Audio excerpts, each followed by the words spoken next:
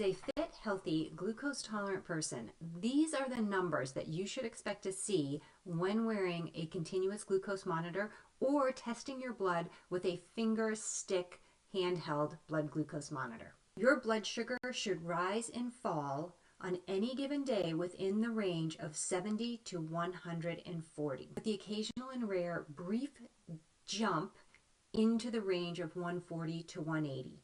But you should never exceed 180 as a blood sugar marker. A healthy blood sugar swing that you should see as a glucose tolerant fit individual will be anywhere from 39 points to slightly over 60 points. You should also see that swing come back to your baseline where it was before you started eating within 2 hours. If your blood sugar was at 93 and then you ate and it went up to 145 and then came back down to 93 within 2 hours, perfect. That's exactly what you should expect to see. You may have heard that anything over a 30-point jump is considered a spike and that it's dangerous and bad. That is kind of fake news, and I'll tell you why later in the video. The other thing you want to see is a blood sugar of less than 100 upon waking. This is a different number than the one you're going to get after you're out of bed and walking around in your house. So waking blood sugar is that moment in time when you wake up and you're now starting to think about the day, but you haven't gotten out of bed yet. That's your waking blood sugar. That number should be below 100. Now, once you get up and start moving around, your cortisol will rise. This is normal, to be expected. And with that cortisol rise, your blood sugar goes up. Let's talk about the idea of a blood sugar rise of 30 points being a healthy rise, and that anything beyond that is considered abnormal and dangerous. Many studies have been done testing people's blood sugar, and in those studies there's an average of 30 points. The average that they're seeing a blood sugar swing. The most important part of what I just said is the word average. If the average is 30, that means some swings are below 30 and some swings are above 30. There was a study done on healthy young men and women, very glucose tolerant, fit, and they were at a healthy weight. The study showed that this group of people, the healthiest people on the planet, had a typical blood sugar swing anywhere from 39 points to a slightly over 60 points. The idea that a cutoff at 30 points is the healthy range is misleading. The other thing to consider, when these studies put together this average of 30 points, they took into consideration all blood sugar rises, not just the rises from food.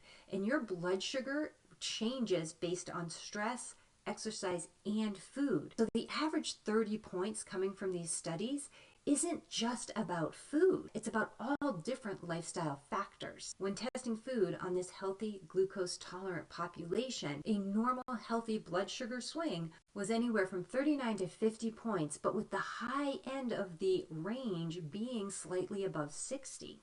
Anywhere from a few points to slightly over 60 points would be a normal healthy blood sugar swing for somebody who is glucose tolerant. The other thing to keep in mind regarding glucose tolerance, if you eat a low carbohydrate diet and you're testing your blood sugar to assess whether or not you're glucose tolerant, you are not getting an accurate assessment. You actually need to add carbohydrates into your diet in order to see an accurate assessment of glucose tolerance. If you're eating low carb, it doesn't mean go have a massive carbohydrate meal and then test your blood sugar. You will probably not be glucose tolerant. Work up to adding carbohydrates into your diet for a week, week and a half, maybe even 2 weeks, and then test your blood sugar. Give your body some time to adapt to a little bit of a higher carbohydrate environment before you test to see if you're glucose tolerant. I mentioned that the healthy blood sugar range that you should see your blood sugar falling into is anywhere from 70 points to 140 points.